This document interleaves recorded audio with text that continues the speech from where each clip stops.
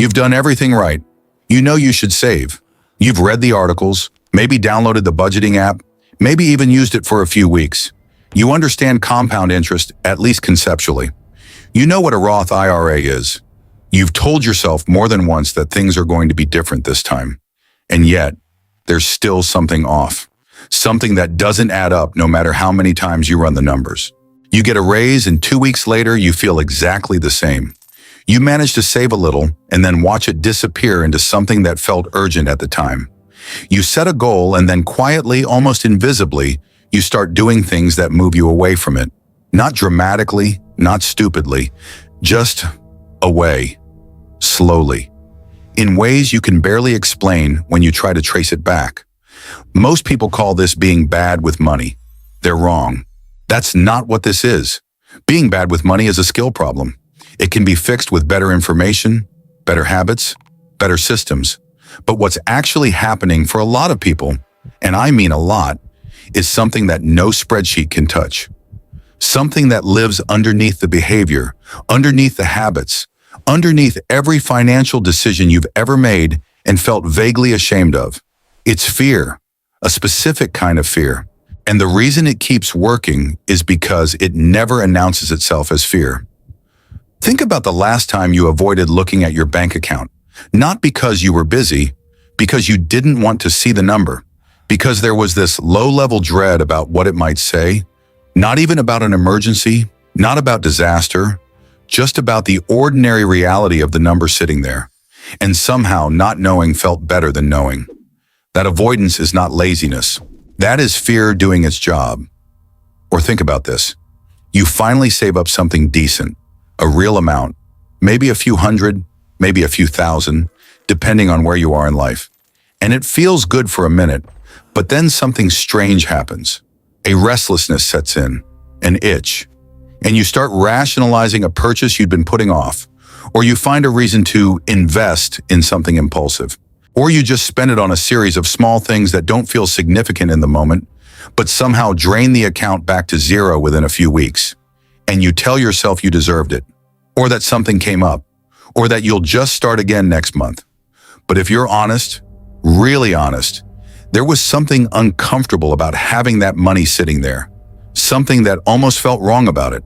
Like it was temporary anyway. Like keeping it would only make losing it worse. Like it was safer to just spend it before something else could take it. That's not a budgeting failure. That's a nervous system trying to protect you from a loss it's already anticipating. Here's what's actually happening, and it's more layered than most people want to admit. For many people, not all, but many, money is not primarily experienced as a financial tool.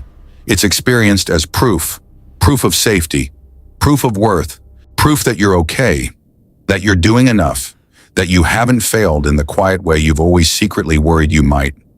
And when something carries that much psychological weight, when it's not just money but evidence of who you are, then the relationship you have with it becomes complicated in ways that have nothing to do with math. The fear is not at its core about being broke.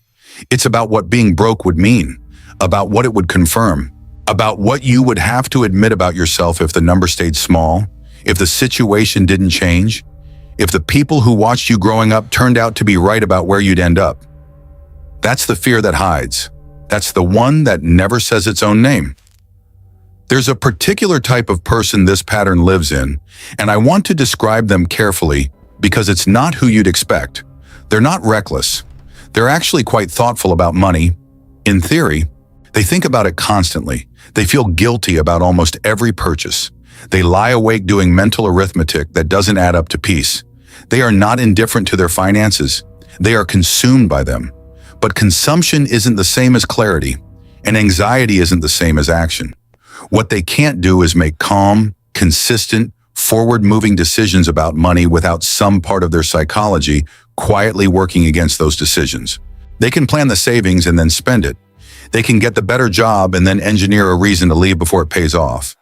They can be one decision away from something more stable and then choose, again, quietly, without any dramatic awareness that they're choosing.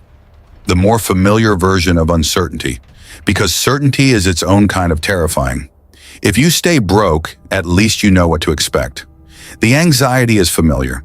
The low-level scarcity, the watching every dollar, the tension in the chest when a big bill comes.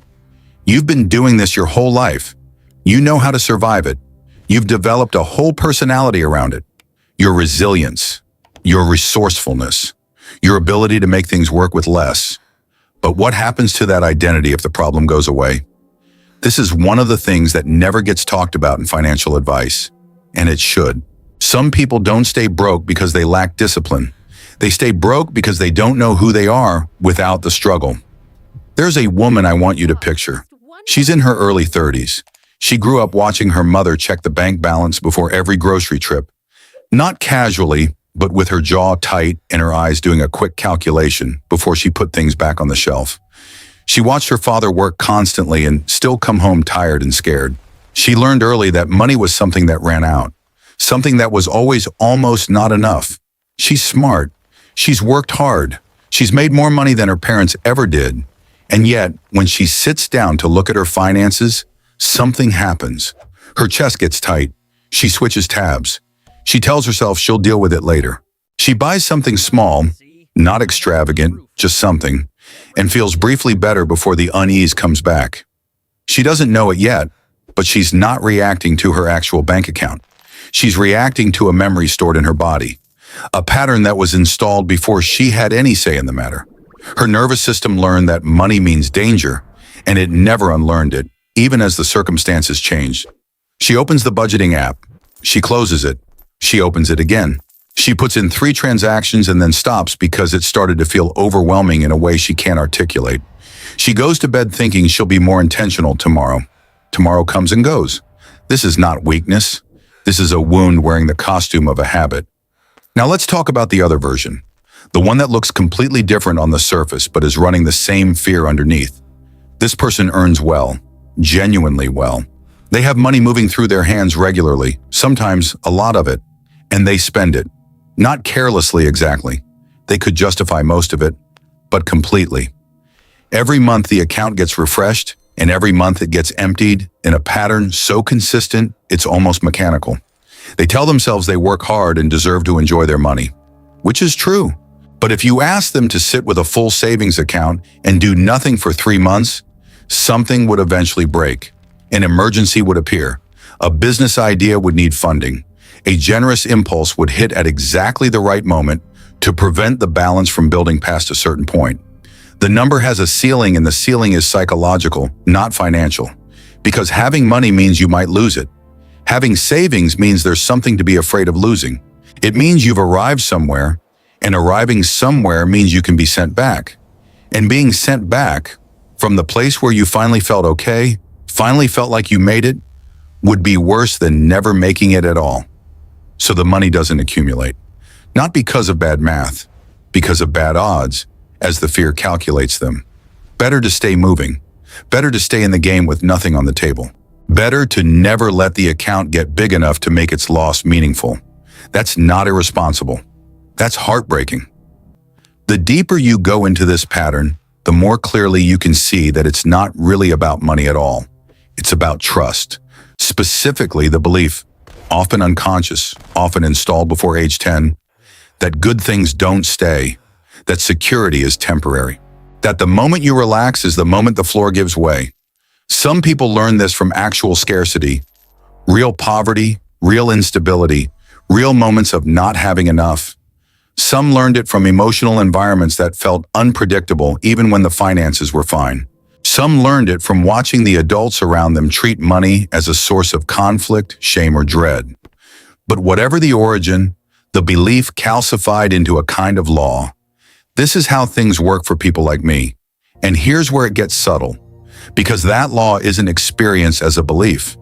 It's experienced as reality. It doesn't feel like an assumption you could examine and revise. It feels like just the way things are. The way water is wet. The way time moves forward. The way you are who you are. You don't question the law. You organize your life around it. There's a specific behavior worth naming here because it shows up constantly and almost no one recognizes it for what it is. It's the habit of not finishing, getting close to financial stability and then, right at the edge of it, creating a disruption. Quitting the job that was finally paying well because of a conflict that, in hindsight, wasn't actually that serious. Taking on debt right after paying it off for something that seemed important at the time. Starting the business and then undercharging every client in a way that ensures it never actually builds wealth. Not finishing isn't carelessness. It's protection. If you never fully arrive, you never have to find out if staying is possible. You never have to test whether the good thing can hold. Because what if it can't? What if you get there, really get there, and then lose it anyway? Then you'd know for certain that security isn't available to you. And knowing is worse than suspecting. The almost arriving keeps the hope intact. The hope that maybe next time you'll let yourself land. So what do you do with this? I want to be precise here, because this is where most content about money gets it wrong. It reaches this point and then offers you a technique, a hack, a morning routine, a 5-step process for rewiring your relationship with abundance. None of that is wrong exactly, but it misses the point. The fear that keeps you broke isn't a productivity problem. It's not a discipline problem. It's a safety problem. Your nervous system doesn't feel safe with money, not with earning it and keeping it, not with building it past a certain point, not with trusting that it will still be there if you stop gripping it. And you can't think your way out of a safety problem. You can only slowly, carefully experience your way into a different one. The first move, the only real first move, is to stop calling it a character flaw. You are not bad with money. You are afraid of what money represents based on something you learned a long time ago from people who were also afraid in an environment that gave you every reason to be. That's not weakness. That's adaptation. Your brain was doing exactly what brains do, learning the rules of the world it was born into and building reflexes to survive them. The problem is that the world changed and the reflexes didn't. There's a question worth sitting with, genuinely sitting with, not answering immediately but carrying around for a few days. What would it mean for you, specifically you, with your specific history, if money stopped being something to survive and started being something to use? Not a financial question, a psychological one. What would change about how you see yourself? What story would you have to give up? What would you have to stop being afraid of? And what would you need to become instead? Because for some people, the identity that formed around scarcity is not just a memory. It's a self. It's the version of them that knows how to handle hard things. That never got soft. That doesn't need much. That doesn't ask for too much and therefore can't be too disappointed. That identity was built for survival, and it served its purpose. But it doesn't know how to build. It knows how to hold on. It knows how to endure. It doesn't know how to accumulate, how to invest in something beyond immediate safety, how to let a number grow without feeling like it's taunting you. You can't budget your way into a new identity, but you can notice when the old one is making your financial decisions for you. The last thing I want to say is this. Most financial advice is given to the rational mind, the part that can understand interest rates, calculate opportunity costs, and recognize when a decision is objectively bad. That part of you already knows most of what it needs to know. But your financial life isn't being run by the rational mind. Not primarily.